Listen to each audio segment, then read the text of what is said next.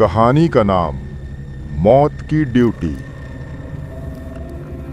शहर का सबसे पुराना सरकारी अस्पताल था सिटी हॉस्पिटल नंबर 13। 1953 में बना था, लेकिन अब वहां कोई नहीं जाता। दरवाजे जंग लगे, दीवारों पर खून जैसे निशान और गलियारों में गूंजती अजीब आवाजें। लोग कहते हैं रात के 12 बजे वहां किसी नर्स की परछाई घूमती है। वो किसी का इलाज नहीं करती, वो आत्माओं की गिनती करती है। हर साल जुलाई की एक रात कोई न कोई वहां मरता है बिना वजह, और हर बार उसके शव के पास वही चीज मिलती है, एक इंजेक्शन और सफेद ड्रेस पर लाल दाग। रवि नर्सिंग कॉलेज का नया छात्र था। उसकी पोस्टिंग लगी सिटी हॉस्पिटल नंबर 13 में। सबने कहा वहां मत जाना, वहां कुछ गड़बड़ है। पर रवि ने हंसते हुए कहा, भूत प्रेत जैसी कोई चीज नहीं होती, सर विज्ञान सब समझा सकता है। रात 11:45 पर वो हॉस्पिटल पहुंचा। गेट पर बूढ़ा चौकीदार बैठा था, चेहरा पीला, आंखों में डर। रवि बोला, वार्ड 13 कहां है? बूढ़ा कांप गया। बेटा उधर मत जा, वहां अब भी ड्यूटी चल रही है। कौन सी ड्यूटी? बूढ़ा बोला, जिसे खत्म हुए 28 साल हो गए। कॉरिडोर में हवा गूंज रही थी, जैसे कोई फुसफुसा रहा हो। टॉर्च की रोशनी में पुरानी स्ट्रेचरें, खून के धब्बे, टूटी खिड़कियां। रवि के कदमों की आवाज हर दीवार से टकराकर लौटती। वार्ड नंबर 13 के दरवाजे पर मोटे अक्षरों में लिखा था, entrance restricted after death of nurse Kavita 1997। वो मुस्कुराया, भूतों की कहानी लगती है। दरवाजा धक्का दिया और चर्र की आवाज के साथ खुल गया। अंदर बदबू थी, सड़ी दवाइयों, खून और मौत की गंध। बीच में एक स्टील का टेबल पड़ा था, जिस पर पुराना इंजेक्शन रखा था। टॉर्च की रोशनी उस पर पड़ी, उसमें लाल द्रव सूखा हुआ था। अचानक पीछे से किसी ने फुसफुसाया, अब मेरी शिफ्ट शुरू हुई है। रवि पलटा।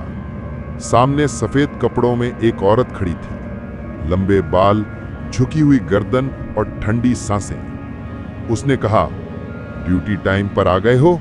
अच्छा है। रवि हकलाया, आप कौन? वो मुस्कुराई, मैं नर्स कविता हूं, वार्ड 13 की नाइट नर्स। उसने रवि के कंधे पर हाथ रखा।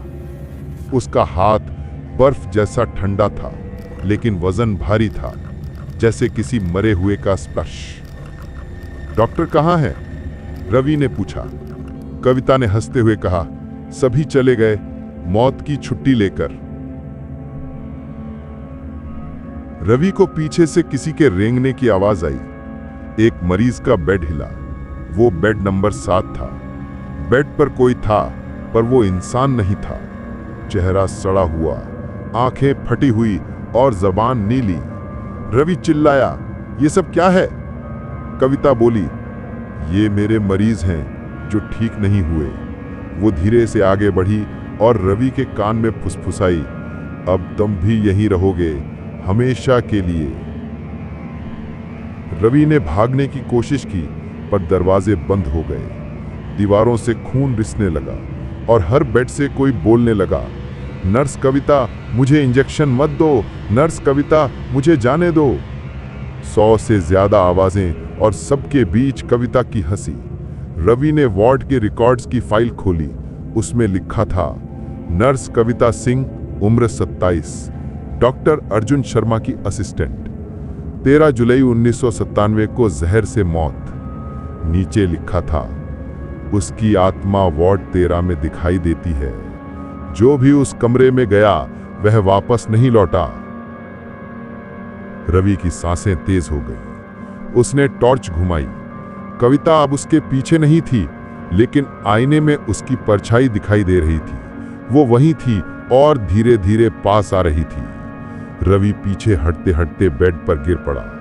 कविता उसके ऊपर झुक गई। उसकी आंखों से खून बह रहा था और मुंह से निकल रहा था, ड्यूटी पूरी करनी है। उसने इंजेक्शन निकाला और रवि की गर्दन में घोंप दिया। रवि की चीख गलियारे में गूंज उठी। फिर सब कुछ शांत हो गया।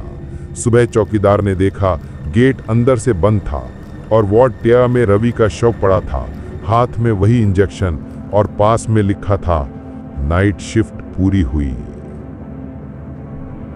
आज भी रात के 12 बजे उस हॉस्पिटल के पास से कोई गुजरता है तो उसे एक औरत की आवाज सुनाई देती है, रजिस्टर पर साइन कर दो, नई ड्यूटी शुरू हो गई है।